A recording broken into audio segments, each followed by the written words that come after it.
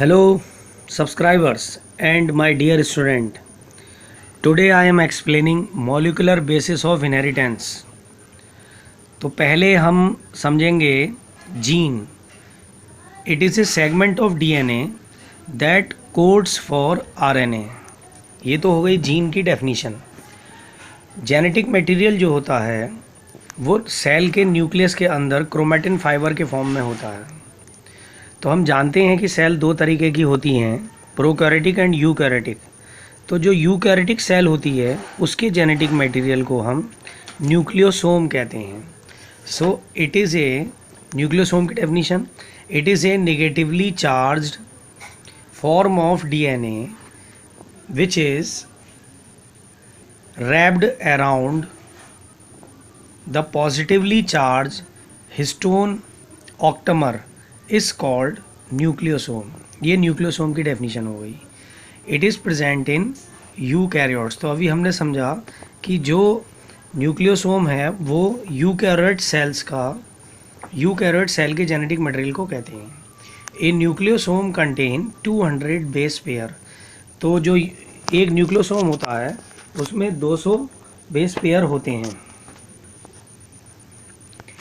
देखें, ये न्यूक्लियोसोम की स्ट्रक्चर है और इस न्यूक्लियोसोम की स्ट्रक्चर में हम देख रहे हैं कि इसमें एक राउंड बॉल जैसी स्ट्रक्चर दिखाई दे रही है.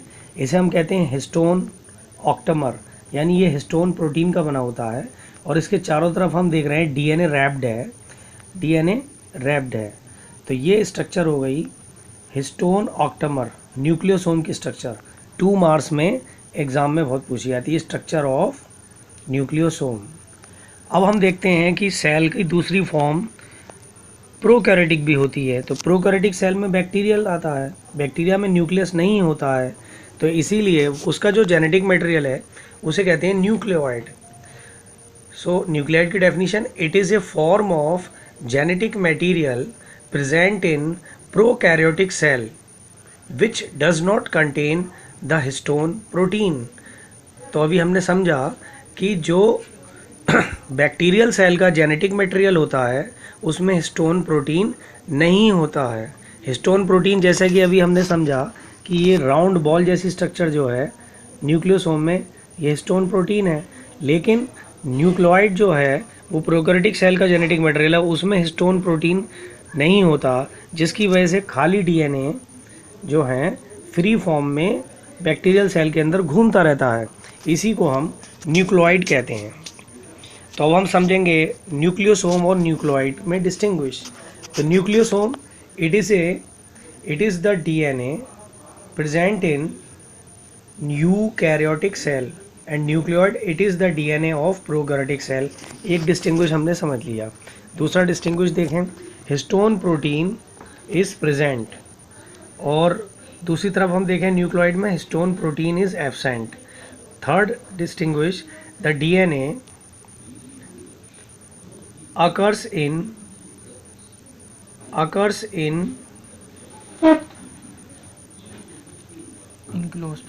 enclosed form and the DNA occurs in free form. तो अभी हमने देखा कि न्यूक्लियोसोम और न्यूक्लियोइड में डिस्टिंग्विश, दोनों ही जेनेटिक मटेरियल हैं. न्यूक्लियोसोम जेनेटिक मटेरियल है यूकैरियोटिक सेल का, और न्यूक्लियोइड जेनेटिक मटेरियल है प्रोकैरियोटिक सेल का.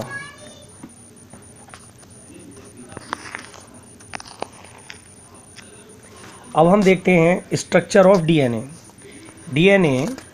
DNA is discovered by Friedrich and Miescher. He called it as a nuclein. A nucleotide has 3 components. तो अभी हम समझें कि डीएनए में 3 कंपोनेंट होते हैं. Number 1 nitrogenous base, number 2 deoxyribose pentose sugar, और नंबर 3 फॉस्फेट ग्रुप. तो सबसे पहले हम समझेंगे नाइट्रोजनस बेस, पहला कंपोनेंट डीएनए का. Nitrogenous base it is of 2 type. ये 2 तरीके के होते हैं, प्यूरिन एंड पिरिमिडिन. जैसे कि हम देख रहे हैं प्यूरिन की 2 पार्ट, जिसमें आता है एडेनिन और guanine.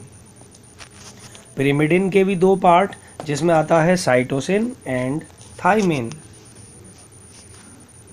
Now deoxyribose pentose sugar, a nitrogenous base is linked to purine through N-glycosidic linkage. Now third component, pentose sugar. A phosphate group is attached its 5-OH of nucleotide through phosphoester linkage. तो अभी हमने देखा कि DNA के 3 component होते हैं। DNA के 3 component में पहला नाइट्रोजनस बेस, दूसरा deoxyribose pentose sugar and third phosphate group. तो अब हम देखते हैं आगे डीएनए की तो देखें डीएनए की स्ट्रक्चर बनाने के लिए एग्ज़ाम में बहुत आती है। तो इसे हम देखेंगे ए पॉलीन्यूक्लियोटाइड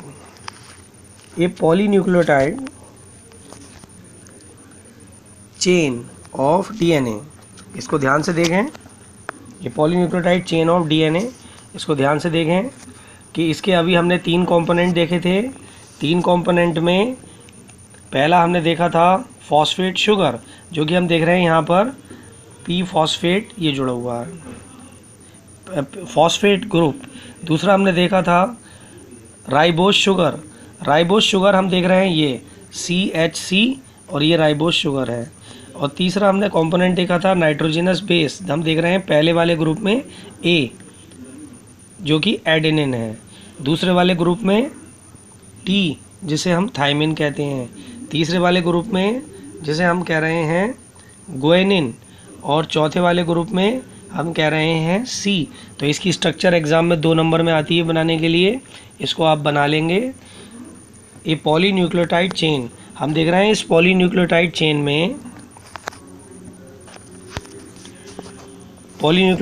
में पहला फॉस्फेट ग्रुप जो है हम देख रहे हैं पहला P5- फॉस्फेट ग्रुप से जुड़ा हुआ है। इसके बाद हम देख रहे हैं दूसरी तरफ इसके एंड में OH ग्रुप जो है वो 3 हाइड्रोक्सिल से जुड़ा हुआ है। तो ये स्ट्रक्चर बनाने के लिए आती है 2 नंबर में, और इस स्ट्रक्चर को हम कह रहे हैं ए पॉलीन्यूक्लियोटाइड चेन। ये है डीएनए की एक पॉलीन्यूक्लियोटाइड चेन। लेकिन ऐसी डीएनए में 2 चेन होती हैं जो एक दूसरे से अपोजिट मैनर में एक दूसरे को क्रॉस करती हैं। जब हम अभी डीएनए की स्ट्रक्चर देखेंगे तो उसमें अभी देखते हैं, आगे देखें।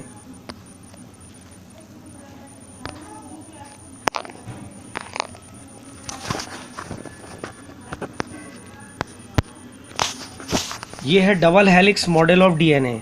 Double helix model of DNA में हम देख रहे हैं कि 5- और 3- 2 चेन हैं जो एक दूसरे के जस्ट अपोजिट हैं। हम देख रहे हैं पहली चेन 5- और दूसरी चेन 3- जो कि लास्ट में जाकर 3- और 5- के फॉर्म में यहाँ पर दिखाई गई है। और इसमें हम देख रहे हैं, और इस मॉडल में हम देख रहे हैं इसमें 1 2 3 4 जैसे लूप दिए हुए हैं। तो इसमें जो लूप कंप्लीट हैं वो कंप्लीट लूप जो हैं वो न्यूक्लियोटाइड कहलाएगा। तो हम देख रहे हैं इसमें 2 लूप जो कि सेंटर में मैंने दिखाए हैं ये न्यूक्लियोटाइड है, और ये एक न्यूक्लियोटाइड, इसकी लेंथ 34 एंगस्ट्रॉम रखी गई है। हम देख रहे हैं 34 एंगस्ट्रॉम इस लेंथ में हर एक न्यूक्लियोटाइड में 2 लूप हैं, और एक लूप में हम देख रहे हैं यहाँ पर 5 हाइड्रोजन बॉन्डिंग हैं। देखें जैसे A always combine with T और C always combine with G। हम देख रहे हैं A और T के बीच में 2 बॉन्ड हैं और C और G के बीच में 3 बॉन्ड हैं। तो इस तरीके से एक लूप में 5 बॉन्ड और दूसरे लूप में 5 बॉन्ड, तो पूरे 2 लूप के अंदर हम देख रहे हैं यहाँ पर 10 जो हैं पेयरिंग आ रही हैं। इसमें A हमेशा T के साथ कंबाइन होगा, यानी एडेनिन थाइमिन के साथ कंबाइन होगा, और साइटोसिन हमेशा ग्वानिन के साथ कंबाइन होगा। तो 34 एंगस्ट्रॉम लेंथ हो गई एक न्यूक्लियोटाइड की। और हम देख रहे हैं इसका जो डायमीटर है, जो वाइड है, जो चौड़ाई है, हम देख रहे हैं यहाँ पर 20 एंगस्ट्रॉम है। तो अगर हम एक न्यूक्लियोटाइड में 34 एंगस्ट्रॉम लेंथ रख रहे हैं तो अगर हम देखें कि दो हाइड्रोजन बेस पेयर जो हैं, दो हाइड्रोजन जो पेयरिंग है, इनके बीच की अगर हम डिस्टेंस निकालें तो हम देखेंगे कि 34 डिवाइडेड बाई 10, यानी टी और ए के बीच में 3.4 एंगस्ट्रॉम की डिस्टेंस होगी, ए और जी के बीच में 3.4 एंगस्ट्रॉम की डिस्टेंस होगी। तो इसी तरीके से हर एक न्यूक्लियोटाइड में न्यूक्लियोटाइड बेस पेयरिंग में 3.4 एंगस्ट्रॉम की डिस्टेंस आएगी। देखें, ये बात समझ में आ गई। एक न्यूक्लियोटाइड में 10 बेस पेयर हैं और 10 बेस पेयर की एक न्यूक्लियोटाइड की लेंथ कितनी है? 34 एंगस्ट्रॉम। तो अगर हम इन 34 को 10 से डिवाइड कर दें तो हम देखेंगे दोनों के टी और ए के बीच की डिस्टेंस 3.4 एंगस्ट्रॉम आ जाएगी।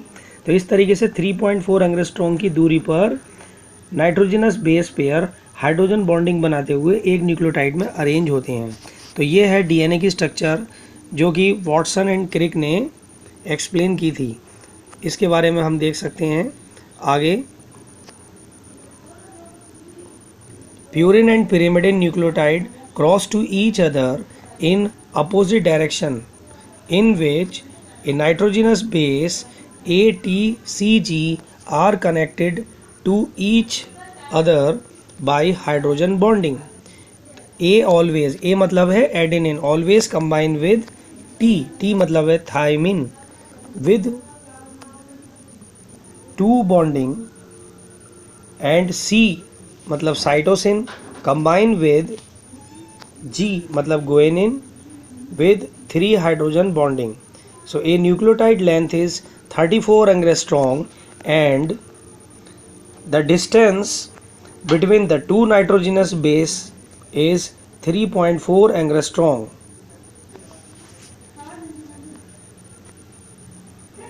And the wideness of nucleotide is 20 angstrom. तो अभी हमने ये समझ लिया। अब हम समझेंगे the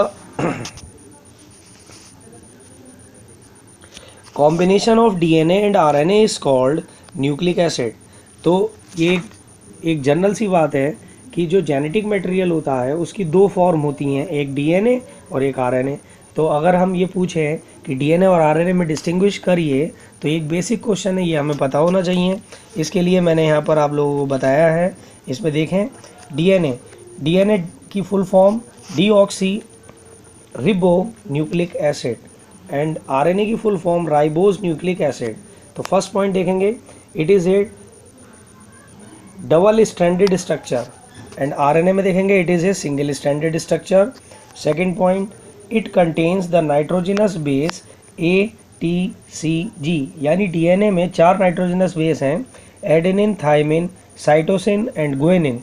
इसी तरीक़ा से आरएनए में अगर हम देखें तो इसमें भी 4 नाइट्रोजिनस बेस हैं, ए यू सी जी। ए मतलब एडेनिन, यू मतलब यूरेसिल, सी मतलब साइटोसिन और जी मतलब गुएनिन। तो इसका मतलब क्या हुआ? इसका मतलब ये हुआ कि डीएनए की पहचान जो है वो थाइमिन से है और आरएनए की पहचान यूरेसिल से है। इसके बाद हम देखते हैं next distinguish, DNA is of 2 type. हमने देखा डीएनए, अभी हमने पढ़ा था डीएनए 2 तरीके का होता है, न्यूक्लियोइड एंड न्यूक्लियोसोम। इसी तरीके से हम देखते हैं आरएनए 3 टाइप का है, एमआरएनए, टीआरएनए और आरआरएनए। एमआरएनए को हम कहते हैं मैसेंजर आरएनए, टीआरएनए को ट्रांसफर आरएनए और आरआरएनए को राइबोसोमल आरएनए। तो इसी तरीके से अभी हम देखते हैं fourth point, DNA it contains deoxy ribose sugar और आरएनए में it contains ribose sugar. And fifth, it is responsible for providing heredity. It is responsible for providing heredity and RNA का function, it is responsible for protein synthesis. तो अभी हमने DNA और RNA की distinguish को देखा। ये बेसिक क्वेश्चन है जो कि हमें पता होना चाहिए, बोर्ड पूछ भी सकता है। अब हम देखते हैं आगे जो जेनेटिक मटेरियल होता है वो 2 तरीके का होता है, एक होता है यूक्रोमेटिन, एक होता है हेट्रोक्रोमेटिन। तो अभी हम देखेंगे जो सेल होता है, सेल के न्यूक्लियस में जो क्रोमेटिन फाइबर होता है। तो देखें, ये क्रोमेटिन फाइबर जो है इसमें हम देखें इसकी 2 फॉर्म होती हैं, एक होता है यूक्रोमेटिन और एक होता है हेट्रोक्रोमेटिन।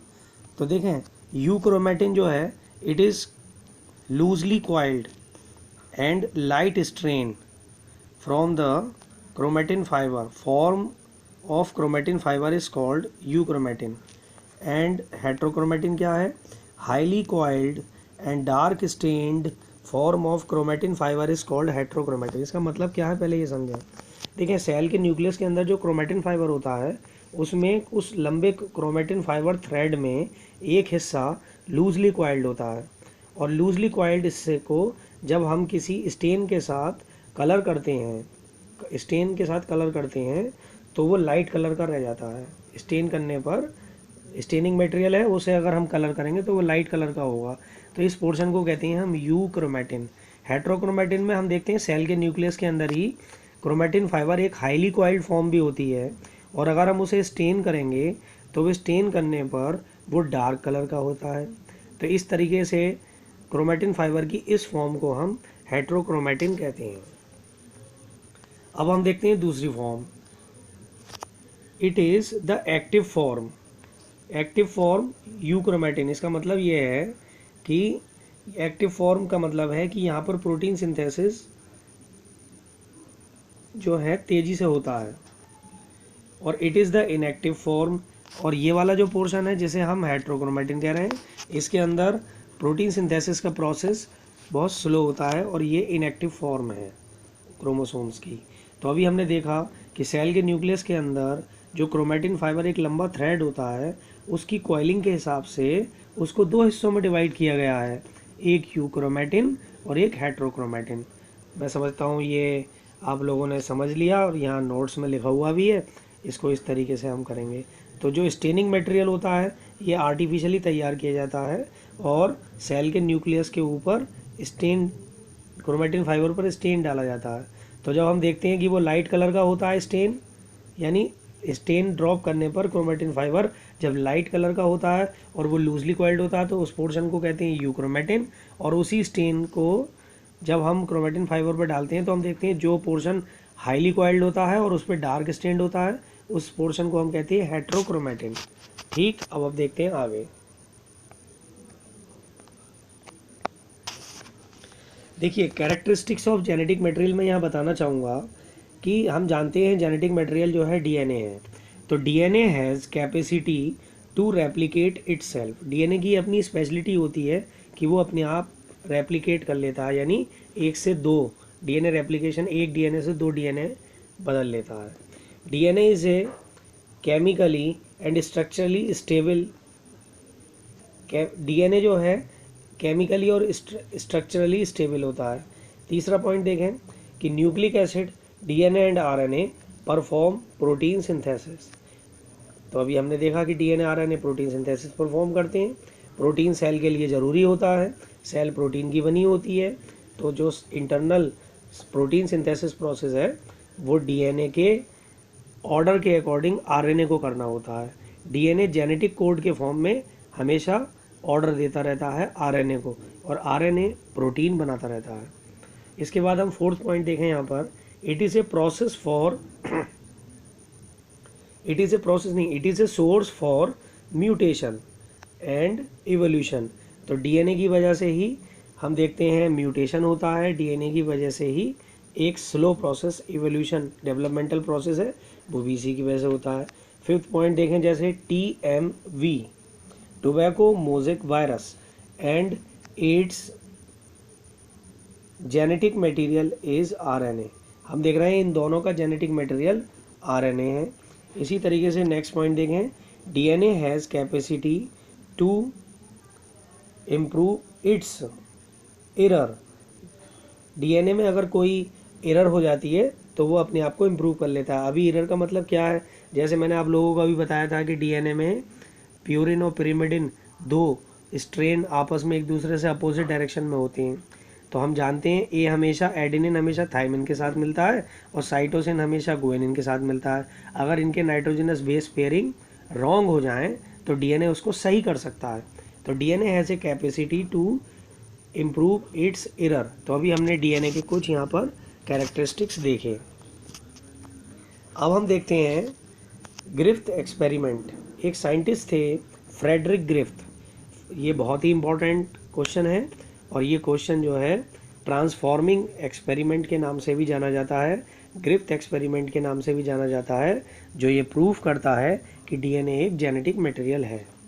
तो अभी हम देखेंगे कि ग्रिफ्थ ने जो एक्सपेरिमेंट किया, एग्ज़ाम में बहुत आता है ये, ट्रांसफॉर्मिंग प्रिंसिपल के नाम से, तो इसको अच्छी तरीके से समझ लें कि DNA act as a heredity material, DNA heredity के लिए वर्क करता है। ये एक्सपेरिमेंट प्रूव करता है कि हेरिडिटी डीएनए की वजह से होती है। तो हम देखते हैं, इसमें देखें, it is explained bye Griffith in a source of experiment with Streptococcus निमोनियाई bacteria causing pneumonia. He observed that it has 2 types of culture. मतलब समझें कि इसमें जो स्ट्रेप्टोकोकस निमोनिया एक बैक्टीरिया है और ग्रिफ्थ ने इस पर एक्सपेरिमेंट किया तो इन्होंने देखा स्ट्रेप्टोकोकस निमोनिया जो कि निमोनिया करता है, वो बैक्टीरिया, उसकी 2 फॉर्म होती हैं, उसकी 2 कल्चर होती हैं, स्मूथ एंड रफ। देखें फर्स्ट, जैसा कि हम देख रहे हैं नोट्स में यहाँ पर, स्मूथ एंड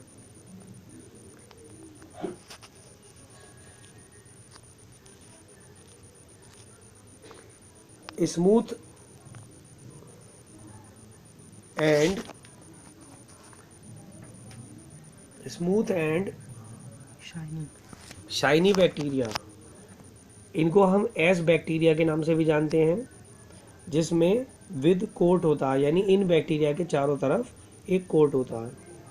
इसी तरीके से हम देखें कि दूसरी कॉलोनी होती है रफ़ कॉलोनी, इसे हम कहते हैं रफ़ कॉलोनी, यानी आर बैक्टीरिया विदाउट कोट, और इसमें कोट नहीं होता। कोट का मतलब कि हम देखते हैं ना कि चारों तरफ प्रोटीन का बना हुआ कोट होता है, तो हम देख रहे हैं कि जो एस टाइप के बैक्टीरिया होते हैं उसमें कोई, उसके चारों तरफ कोई कोट नहीं होता प्रोटीन का बना हुआ, और वो जो है एस बैक्टीरिया वो स्मूथ और शाइनी है। इसी तरीके से रफ़ बैक्टीरिया जो है वो विदाउट कोट है। और अब हम देखते हैं यहाँ पर एक एक्सपेरिमेंट, उन्होंने माइस यानी फीमेल रैट पर ये एक्सपेरिमेंट किया था। तो उन्होंने, ग्रिफ्थ ने क्या किया कि एक इंजेक्शन बनाया और उन्होंने आर स्ट्रेन बैक्टीरिया, जैसे कि हम देख रहे हैं आर स्ट्रेन बैक्टीरिया जो बैक्टीरिया थे उनको एक उन्होंने वैक्सीन बनाकर और एक माइस फीमेल रैट को दिया, इंजेक्शन लगाया, तो उन्होंने देखा कि वो जो माइस थी वो सरवाइव हो गई, यानी वो जिंदा रही। इसका मतलब ये जो आर बैक्टीरिया हैं ये किसी भी तरीके का कोई फैटल इफ़ेक्ट यानी पॉइजनस इफ़ेक्ट नहीं रखते हैं, क्योंकि इसका वैक्सीन लगने के बाद माइस जिंदा रही।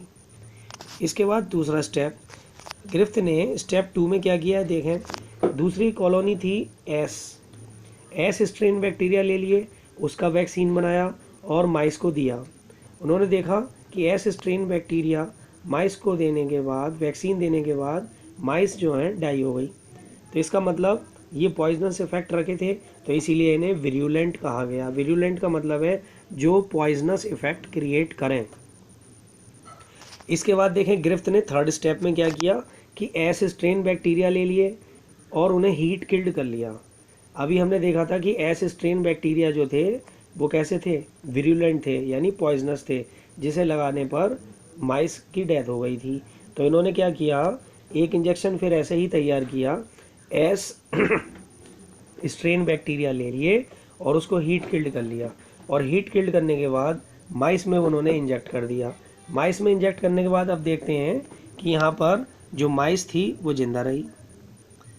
तो इसका जिंदा रहने का कारण, अभी इसका कारण ये था कि पहले वाले केस में जो एस स्ट्रेन बैक्टीरिया थे वो पॉइजनस थे, लेकिन थर्ड स्टेप जैसे कि हम देख रहे हैं ग्रिफ्थ ने एस स्ट्रेन बैक्टीरिया को हीट किल्ड कर लिया।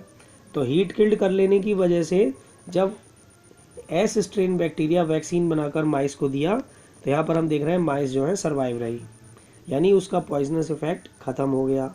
अब हम देखते हैं फोर्थ स्टेप में ग्रिफ्थ ने क्या किया, देखें, आर स्ट्रेन बैक्टीरिया, जैसे कि हम जानते हैं R strain bacteria non poisonous थे, क्योंकि हमने ये देखें फर्स्ट स्टेप में दिखाया आर स्ट्रेन बैक्टीरिया के इंजेक्शन को लगाने के बाद जो माइस थी वो सर्वाइव हुई, इसका मतलब नॉन पॉइजनस थे। इसके बाद आते हैं एस स्ट्रेन बैक्टीरिया, इन्होंने यहाँ पर हीट किल्ड कर लिया था। देखें ये वाला स्टेप जो था थर्ड स्टेप, इसमें हीट किल्ड कर लिया, तो इसका मतलब क्या हुआ, इसका मतलब ये हुआ कि आर स्ट्रेन तो पहले से ही नॉन पॉइजनस थे और थर्ड स्टेप में एस स्ट्रेन बैक्टीरिया को हीट किल्ड कर लिया तो ये भी नॉन पॉइजनस हो गए। अब इन दोनों बैक्टीरिया के कल्चर को मिलाकर उन्होंने फिर एक फोर्थ स्टेप में वैक्सीन तैयार की और वो वैक्सीन माइस को लगाई, तो हम देखते हैं रिजल्ट क्या आया, माइस डाई। इसका मतलब यहाँ पर जो माइस थी फीमेल रैट, उसकी डेथ हो गई।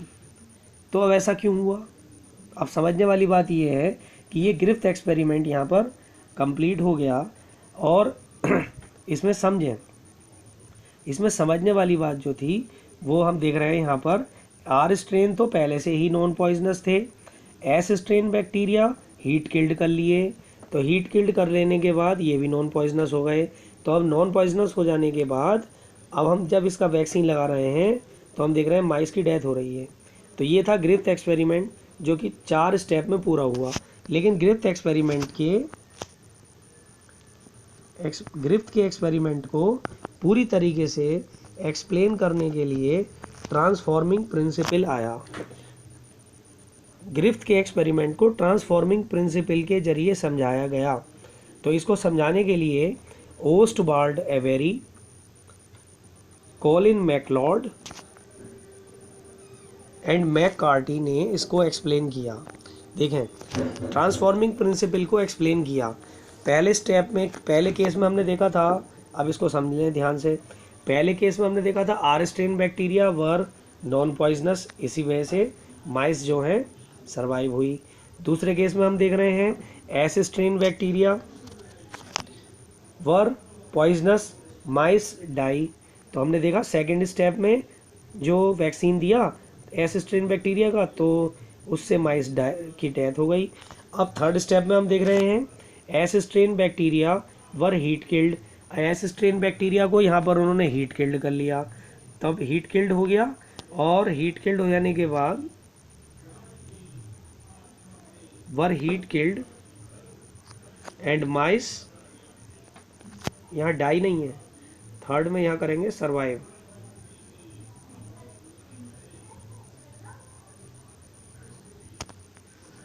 देखें एक मिनट, यहाँ पर थर्ड स्टेप में सर्वाइव लिखा है। देखिए थर्ड स्टेप, ये देखिए ये थर्ड स्टेप है, यहाँ पर माइस जो हैं हम देख रहे हैं सर्वाइव। तो देखें इसका रिजल्ट यहाँ पर, यहाँ सही कर लें, थर्ड केस में यहाँ पर माइस जो है वो सर्वाइव होगी, डाई नहीं होगी। देखें एक बार ध्यान से सुन लें, S strain bacteria were heat killed, so mice, यहाँ डाई लिखा है, डाई की जगह यहाँ लिखेंगे सर्वाइव, यहाँ सर्वाइव कर लेंगे। यहाँ डाई लिखा है ना, थर्ड स्टेप दोबारा देखें, S strain bacteria were heat killed so mice survive. अब केस 4 में समझें, केस 4 में हीट किल्ड, यहाँ पर हम देख रहे हैं हीट किल्ड एस बैक्टीरिया, जो हीट किल्ड एस बैक्टीरिया थे, और आर स्ट्रेन बैक्टीरिया जब हमने दोनों को मिक्स करके bacteria when mixed and give to the mice die, because, अब इसका मतलब समझें इसमें हुआ क्या, because the heat killed procedure bacteria were die, bacteria मर गए। देखें यहाँ पर बैक्टीरिया, यहाँ डेथ हो गई, but S strain which transformed into living R strain bacteria, it result that R strain bacteria become poisonous, so it proves that DNA is a genetic material। मैं आप लोगों को इसको समझाता हूँ, ज़रा ध्यान से सुने कि देखें इसका सॉल्यूशन ये है कि heat killed bacteria, S bacteria तो हीट किल्ड थे, दूसरे थे हीट किल्ड होने के बाद ये जो पॉइजनस थे ये बैक्टीरिया तो मर गए, लेकिन आर स्ट्रेन जो बैक्टीरिया थे ये लिविंग थे लेकिन ये नॉन पॉइजनस थे। तो अब होता क्या है कि हीट किल्ड एस बैक्टीरिया जो पहले पॉइजनस थे, भले ही बैक्टीरिया मर गए लेकिन बैक्टीरिया का जो डीएनए है एस स्ट्रेन बैक्टीरिया, उसका विरुलेंट कैरेक्टर था, वो पॉइजनस नेचर के थे, जिसकी वजह से एस स्ट्रेन बैक्टीरिया का जो पॉइजनस नेचर है वो डीएनए, एस स्ट्रेन बैक्टीरिया का डीएनए आर स्ट्रेन बैक्टीरिया जो कि लिविंग थे उनके अंदर ट्रांसफॉर्म हो गए, जिसकी वजह से आर स्ट्रेन बैक्टीरिया पहले नॉन पॉइजनस थे, अब वो पॉइजनस में बदल गए। क्यों? क्योंकि आर स्ट्रेन जो बैक्टीरिया है उसका तो डीएनए नॉन पॉइजनस था पहले से, जैसे कि हम जानते थे, लेकिन एस स्ट्रेन बैक्टीरिया जो थे उसका जो डीएनए था वो पॉइजनस कैरेक्टर रखता था। फ़र्क क्या था यहाँ, इस बात को समझें। एस स्ट्रेन बैक्टीरिया जो है वो कैसे हैं, वो डेड हैं, हीट किल्ड करे गए हैं, और आज आर स्ट्रेन बैक्टीरिया लिविंग है। तो इस कंडीशन में क्या होता है कि एस स्ट्रेन बैक्टीरिया का डीएनए जो पॉइजनस कैरेक्टर परफॉर्म करता है वो आर स्ट्रेन बैक्टीरिया जो लिविंग है उनके अंदर ट्रांसफॉर्म हो गया। तो इसीलिए इसे हम ट्रांसफॉर्मिंग एक्सपेरिमेंट कहते हैं, और ये एक्सपेरिमेंट प्रूफ करता है कि DNA is a genetic material. मैं समझता हूँ आप लोगों ने ये समझ लिया होगा, और ये केस जो है, केस स्टडी मैंने यहाँ पर एक्सप्लेन कर रखी है। तो एक बार इसे और ध्यान से समझ लें। एस स्ट्रेन बैक्टीरिया कैसे थे, पॉइजनस, लेकिन उन्हें हीट किल्ड कर दिया गया। हीट किल्ड हो जाने के बाद उसका डीएनए जो वैक्सीन देते समय आर स्ट्रेन बैक्टीरिया थे, आर स्ट्रेन बैक्टीरिया कैसे थे, नॉन पॉइजनस। तो आर स्ट्रेन बैक्टीरिया के अंदर एस स्ट्रेन बैक्टीरिया जो पॉइजनस बैक्टीरिया थे वो उसके अंदर ट्रांसफॉर्म हो गए, जिसकी वजह से पहले आर स्ट्रेन बैक्टीरिया जो नॉन पॉइजनस थे वो एस स्ट्रेन बैक्टीरिया के डीएनए के ट्रांसफॉर्म हो जाने की वजह से आर स्ट्रेन बैक्टीरिया भी एस स्ट्रेन बैक्टीरिया की तरह पॉइजनस बैक्टीरिया में बदल गए। तो ये किस वजह से हुआ, डीएनए की वजह से हुआ। इसीलिए ये एक्सपेरिमेंट प्रूव करता है कि DNA is a genetic material. तो अभी हमने इसमें दो एक्सपेरिमेंट देखे। एक एक्सपेरिमेंट देखा था ग्रिफ्थ एक्सपेरिमेंट जो कि माइस पे किया था। इसके आगे का जो था देखें, ये वाला जो है इसे ट्रांसफॉर्मिंग प्रिंसिपल कहते हैं, जो कि इन 3 साइंटिस्टों ने एक्सप्लेन किया था। ओके, मैं समझता हूँ आप लोगों ने इसको अच्छी तरीके से समझ लिया। इससे आगे का पोर्शन मैं अब नेक्स्ट वीडियो में आप लोगों को दूंगा।